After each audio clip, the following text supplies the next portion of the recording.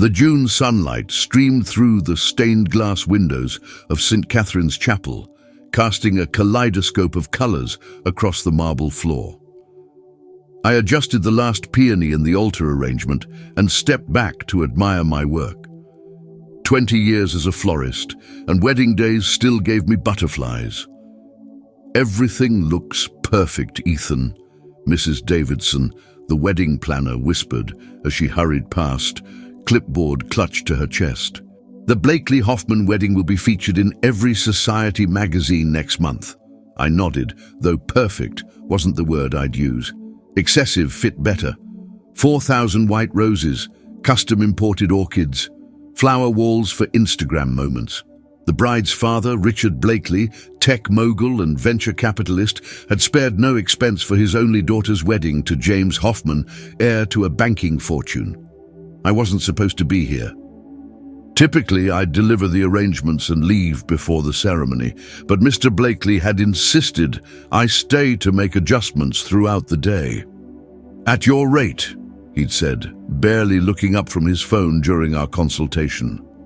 "I expect perfection maintained until the last guest leaves." His tone had made it clear I was just another service provider to command. At $50,000 for flowers alone, I'd agreed to stay, though the extra zeros didn't make his condescension easier to swallow. As guests filled the chapel, I retreated to a side alcove, watching. The string quartet began playing as the bridal party entered, bridesmaids in pale blue silk, groomsmen in tailored tuxedos. Then came the moment everyone awaited: the bride. Victoria Blakely floated down the aisle in a custom Vera Wang gown that probably cost more than my annual income. In her hands, she carried my masterpiece, a cascading bouquet of white peonies, stephanotis and lily of the valley, bound with silk ribbon and adorned with her grandmother's antique pearl brooch. The ceremony proceeded flawlessly until the exchange of rings. That's when I noticed something odd. As Victoria handed her bouquet to her maid of honor, I saw her slip something inside it, something that glinted momentarily in the sunlight. The maid of honor's expression changed for just a second before she composed herself. Through the vows and pronouncement, I couldn't shake what I'd seen. When the newlyweds recessed down the aisle to applause, I moved toward the reception setup, telling myself I'd imagined it. The ballroom of the Langham Hotel had been transformed into a garden of white and silver. Crystal chandeliers hung above tables adorned with my centerpieces, towering arrangements of calla lilies and roses in silver vessels. A champagne tower stood by the dance floor, and a 10-tier cake waited beside it. I was adjusting flowers near the head table when Victoria approached. "Ethan, the flowers are stunning," she said, her voice warm but her eyes scanning the room nervously. "My father said you were the best, but you've exceeded expectations." "Thank you, Mrs. Hoffman. That means a lot." Her smile faltered at her new name. "I need to ask you something important." She lowered her voice. "During the bouquet toss, I need you to make sure Melissa catches it, the bridesmaid in the darker blue dress. I'm not sure I can control—" "Find a way," she interrupted, her pleasant tone evaporating. "And when she does, I need you to immediately bring her to the bridal suite. No one else, just her. There's—" She hesitated. "Something I need to give her privately." Before I could respond, her father appeared, placing a proprietary hand on her shoulder. "There's my beautiful girl. James is looking for you." Victoria's face transformed instantly. "Of course, Daddy. I'll find him now." As they walked away, Richard Blakely turned back to me with a dismissive glance. "The pink roses in the west corner are wilting. Fix it." They weren't, but I nodded anyway. The reception progressed with choreographed precision. First dance, toasts, dinner. Throughout it all, Victoria maintained her smile, though I noticed her barely touching her food or champagne. The groom, meanwhile, had no such restraint, downing glass after glass with his groomsmen. At precisely 10:30 p.m., the DJ announced the bouquet toss. Single ladies gathered on the dance floor as Victoria stood before them, her back turned, bouquet raised. I remembered her request. Melissa stood at the edge of the group, seemingly uninterested in participating. With no plan but feeling compelled by Victoria's intensity, I did the only thing I could think of. I nudged a flower stand slightly into the path where the bouquet would likely fall. Victoria tossed the bouquet high. As it descended, it hit the edge of my strategically placed stand, altering its trajectory directly toward Melissa. Surprised, she raised her hands reflexively and caught it. The crowd cheered, but in that moment, disaster struck. The impact dislodged whatever Victoria had hidden, and it fell from within the flowers. A flash drive clattered to the floor, followed by something else, a small plastic bag containing what looked unmistakably like white powder. The music continued, but a bubble of silence spread from where the items had fallen. Melissa stood frozen, the bouquet in one hand, staring at the floor. A groomsman, James's brother I'd learn later, moved quickly toward the items. Victoria's face had gone completely white. That's when I made a split-second decision that would change everything. I rushed forward, accidentally knocking over a champagne glass. As people jumped back from the spill, I discreetly swept up the flash drive and bag with a napkin, tucking them into my jacket pocket. Victoria's eyes met mine, a mix of terror and desperate gratitude.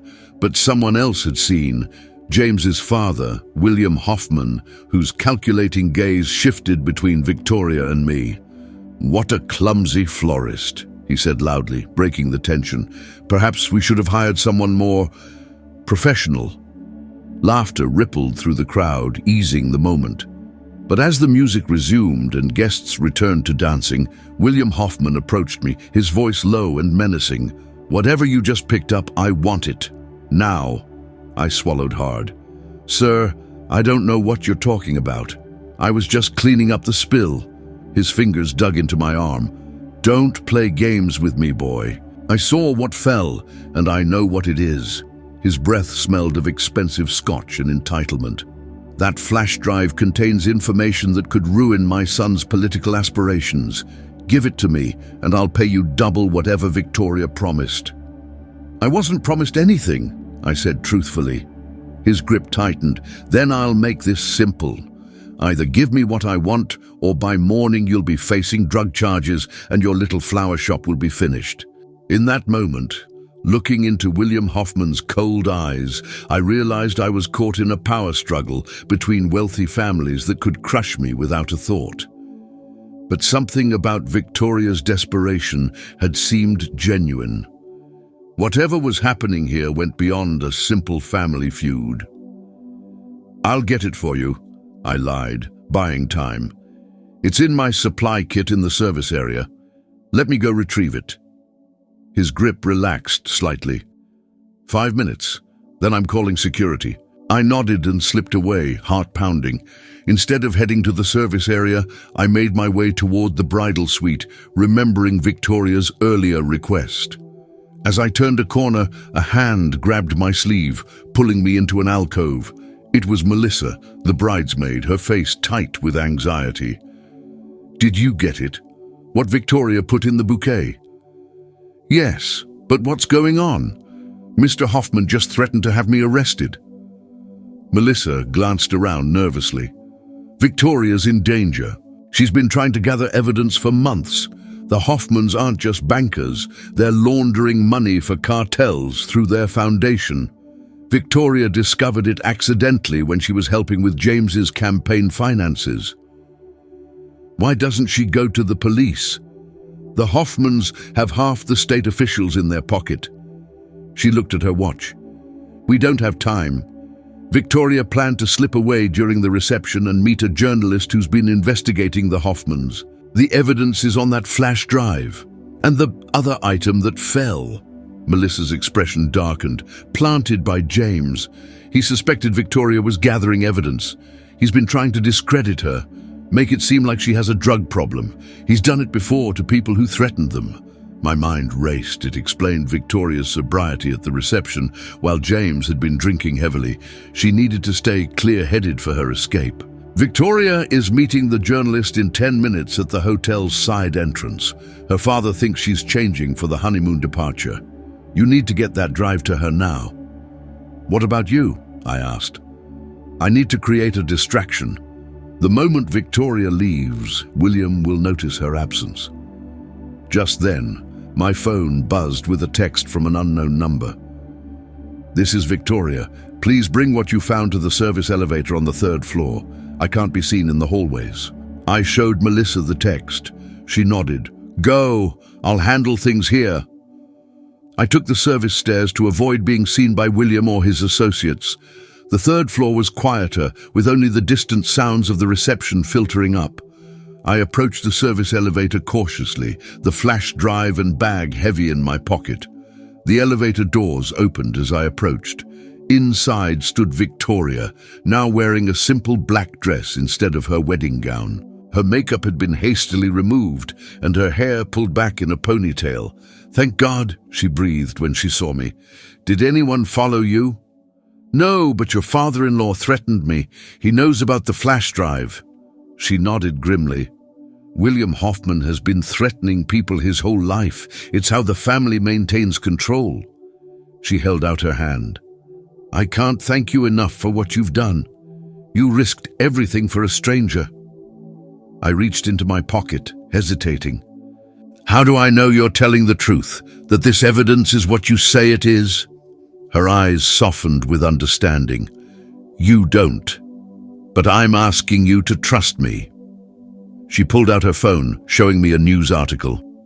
This journalist has been investigating the Hoffmans for years. 3 of his sources have mysteriously recanted their statements or disappeared. The article detailed allegations of money laundering through the Hoffman Family Foundation, with connections to international drug trafficking. The journalist's previous attempts to expose them had been thwarted by sudden retractions from sources who later refused to speak to anyone. I never wanted to marry James, Victoria confessed. It was arranged by our fathers for business purposes. When I discovered what the Hoffmans were doing, I knew I had to do something. This was my only chance. I believed her. I handed over the items. The side entrance will be watched, I said. Let me help you. I have a delivery van in the service area. I can get you out unnoticed. Relief washed over her face. Thank you. The elevator suddenly jerked to a stop between floors. Emergency lights came on as Victoria's phone rang. It was Melissa. They know, she said, her voice trembling. William figured out what's happening. He's locked down the hotel. Security is searching for Victoria, and they've detained the journalist at the entrance. My mind raced. We were trapped, and time was running out. Listen carefully, I told Victoria after she hung up. I need your wedding dress. What? Why? Trust me. I have a plan. 10 minutes later, the service elevator mysteriously resumed operation, descending to the lobby. When the doors opened, 2 security guards were waiting. Mrs. Hoffman, one began, your father-in-law is concerned about your whereabouts. I stepped out in Victoria's wedding dress, veil covering my face. I needed a moment alone, I said in a soft, high voice. The excitement was overwhelming. The guards exchanged glances, clearly uncomfortable. Sir, Mr. Hoffman asked us to escort you back to the reception. Of course, I whispered, keeping my head down. I just need to use the restroom first. Would you mind waiting here? They nodded awkwardly, neither wanting to escort a bride to the ladies' room. I walked slowly down the hallway, turning the corner out of sight. Then I ran. I burst through the kitchen, startling the staff, and out the back delivery entrance where my van was parked. Victoria was already inside, dressed in my spare clothes, jeans and a hoodie that hung loose on her frame. They're looking for a bride or a woman in a black dress, I explained, throwing the wedding gown in the back. Not a delivery guy and his assistant. As we pulled away from the hotel, Victoria made a call. Change of plans. Meet us at the alternate location in 20 minutes. We drove in tense silence, taking detours to ensure we weren't followed. Finally, we arrived at a 24-hour diner on the outskirts of town. Inside waited a woman with a press badge and a police detective. "This is Detective Rivera," Victoria explained. "He's with the State Police Task Force on Financial Crimes, one of the few not in the Hoffman's pocket. And this is Claire Bennett from the Boston Globe." I watched as Victoria handed over the flash drive, explaining the contents: banking records, offshore accounts, emails detailing money movements coinciding with drug shipments. The detective examined the bag of powder. "Plant-based cutting agent," he confirmed. "Commonly used by the Ramirez cartel. This matches what our CI told us they were using." Claire looked at me curiously. "And you are?"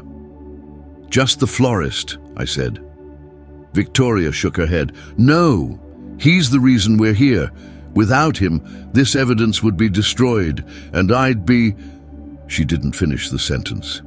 Detective Rivera nodded solemnly. "You showed remarkable courage, sir. Not many would risk themselves for a stranger like this." Indeed. As they discussed next steps, safe houses, witness protection, the upcoming investigation, I sat quietly, still processing the night's events. I'd gone from arranging flowers to dismantling a criminal enterprise in the span of hours. "What happens now?" I finally asked. "Now," Detective Rivera said, "we move quickly. By morning, we'll have warrants for the Hoffmans and their associates. The evidence Ms. Blakely gathered is the missing piece we've been seeking for years." "And what about you?" I asked Victoria. She smiled, her first genuine smile I'd seen all day. "Witness protection, at least until the trial is over, then maybe I can finally live the life I want, not the one arranged for me." Claire, the journalist, closed her notebook. "This story will break nationwide by tomorrow afternoon. The Hoffman Empire won't survive it." As dawn broke, I drove back to my small flower shop, exhausted but oddly at peace. I'd missed a night's sleep and possibly destroyed my business relationship with the city's elite, but I'd helped someone escape a life of coerced silence. 3 months later, my shop doorbell rang just before closing. I looked up to find Detective Rivera. "Mr. Sullivan," he said, "I thought you might want to see this." He handed me a newspaper with the headline, "Hoffman Family Indicted, Banking Empire Linked to International Drug Cartel." "The trial starts next month," he continued. "Your testimony would be valuable if you're willing." I nodded. "Of course. Also," he added, "someone wanted me to give you this." He handed me an envelope. Inside was a check for $50,000 and a note. "For the wedding flowers you never got paid for. Your courage changed my life. V." But there was something else in the envelope. A business card for the FBI's Financial Crimes Division and a handwritten note from the assistant director. "We could use someone with your observational skills and integrity. Call me." I smiled, looking around my small shop. Perhaps it was time for a career change. 6 months later, I stood in a federal courthouse, adjusting my tie. No longer surrounded by flowers, I now wore a badge, a consultant for the FBI's Financial Crimes Division. My small flower shop had been sold, and my expertise in observing details and reading people had found a new purpose. "Ready?" asked Agent Lisa Morales, my supervisor. I nodded, following her into the courtroom where the Hoffman trial was beginning. The case had expanded beyond money laundering into a massive RICO prosecution. William Hoffman, his son James, and 12 associates faced decades in prison. Victoria sat near the front. She'd emerged from witness protection for the trial, now with shorter hair and a confidence I hadn't seen at her wedding. When she noticed me, she smiled and mouthed, "Thank you." As I took the witness stand, William Hoffman's glare could have frozen hell. His expensive suit couldn't hide how prison had aged him. James, sitting beside him, looked hollowed out, the entitlement drained from his face. "Mr. Sullivan," began the prosecutor, "please tell the court what you observed at the Hoffman-Blakely wedding." I recounted everything. The bouquet, the flash drive, Victoria's fear, William's threats. My testimony lasted barely 30 minutes, but it connected crucial dots in the government's case. During cross-examination, the defense attorney approached with a predatory smile. "Mr. Sullivan, isn't it true you were merely a florist with financial troubles before this incident?" "I ran a successful small business," I replied. "Yet now you work for the FBI. Quite a promotion. What did the government promise you for your testimony?" Before I could answer, the prosecutor objected. "Witnesses' current employment resulted from skills observed during the investigation, not as payment for testimony." The judge sustained the objection, but the implication hung in the air. As I stepped down, William Hoffman whispered as I passed, "You should have taken my offer that night." Outside the courthouse, Victoria approached me. "That was brave. They're trying to discredit everyone connected to the case." "How are you holding up?" I asked. "Better than expected. My father finally apologized for pushing me into the marriage. He claims he never knew about the Hoffmans' criminal activities." "Do you believe him?" She shrugged. "I want to. He's facing his own legal troubles for some of his business practices, but nothing like the Hoffmans." A security detail waited nearby for Victoria. She was still receiving threats from Hoffman associates who remained at large. "I never properly thanked you," she said. "You didn't just save evidence that night. You saved my life if I'd gone through with that marriage." "You were brave enough to gather the evidence in the first place," I replied. "I just helped at the finish line." She smiled. "Sometimes the finish line is where it matters most." As she turned to leave, she added, "By the way, I'm reopening my grandmother's foundation, the legitimate kind. We'll need someone with an eye for detail on our board, someone who understands integrity." Before I could respond, Agent Morales called me over. "Sullivan, we've got another situation. Richard Blakely just called with information about Hoffman offshore accounts we didn't know about." That evening, I sat in a bureau safehouse with Victoria's father. The man who had barely acknowledged my existence at the wedding now looked desperately at me for help. "I made terrible mistakes," he admitted. "Business partnerships without asking enough questions. But I never knew about the drug money." "Why come forward now?" I asked. "Because Victoria was right about everything. I didn't listen when she tried to warn me about the Hoffmans. I pushed her into that marriage for business advantages."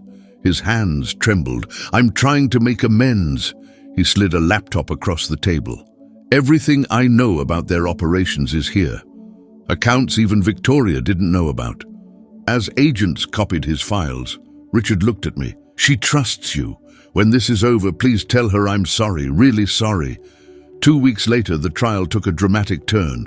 With Richard Blakely's additional evidence, 3 more Hoffman associates flipped, testifying against the family in exchange for reduced sentences. On a rainy Thursday afternoon, the jury returned after just 6 hours of deliberation. William and James Hoffman were found guilty on all counts.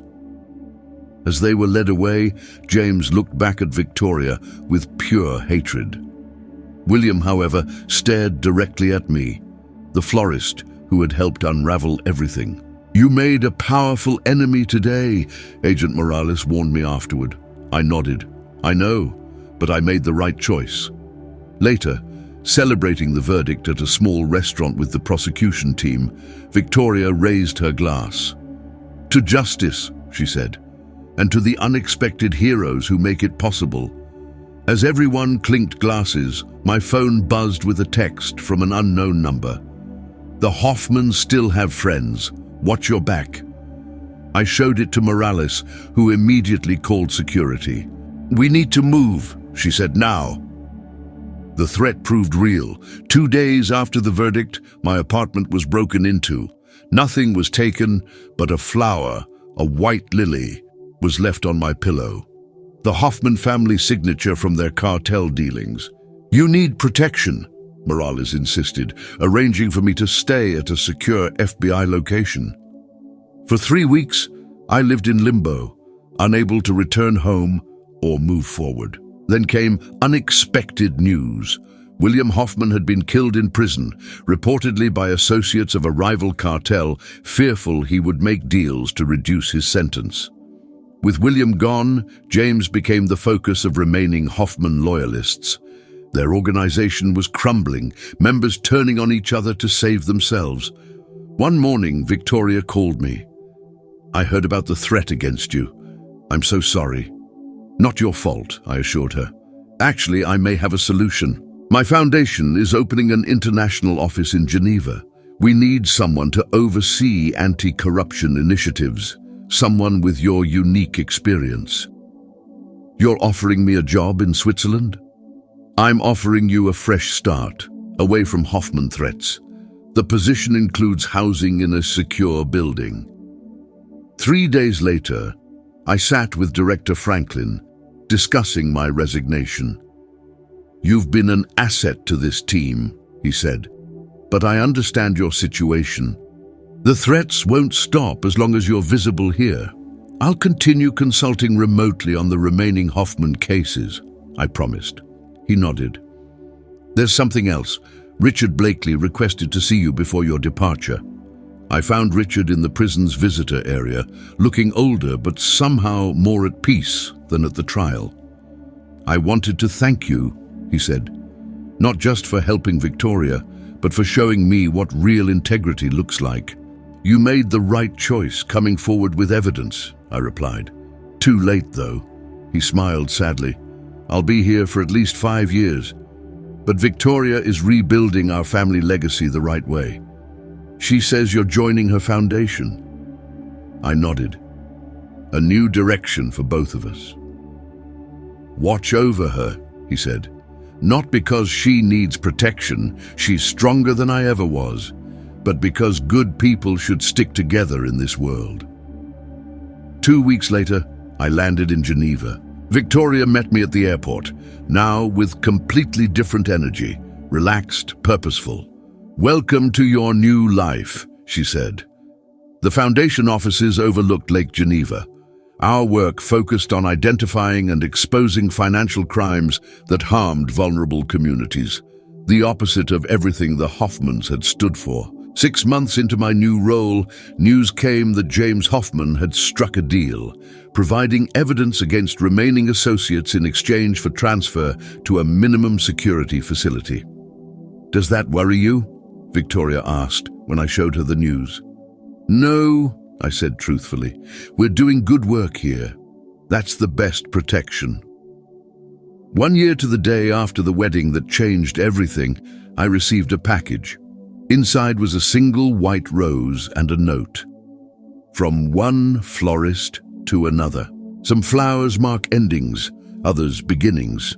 It wasn't signed, but attached was a newspaper clipping about a new FBI task force dedicated to cartel financial operations, inspired by the Hoffman case and named Operation White Lily. That evening, Victoria and I stood on her balcony overlooking the lake. We'd become friends, then partners in rebuilding what her family name had lost. "Do you ever regret it?" she asked. "Getting involved that night? Your whole life changed." I considered the question, watching boats on the water. I was just a florist arranging other people's celebrations, always on the outside looking in. Now I'm part of something that matters. She smiled. "From flowers to international finance. Quite a journey." "The best journeys are the unexpected ones," I replied. My phone buzzed with a message from Morales. "James Hoffman transferred today. All major players accounted for. You're officially off the threat list." Victoria read the message over my shoulder. "So, what now? Return to America, back to flowers?" I shook my head. "I'm exactly where I should be." As the sun set over Geneva, I realized how a single moment of courage had transformed everything. From arranging flowers at a corrupt wedding to dismantling criminal networks from Switzerland, Life had taken an unimaginable turn. Victoria raised her glass. To new beginnings. I clinked my glass against hers. And to making them count. We stood in comfortable silence, two people who had escaped predetermined paths by choosing integrity over safety. In that moment, I understood that the most beautiful arrangements aren't made of flowers, but of the choices that define who we become.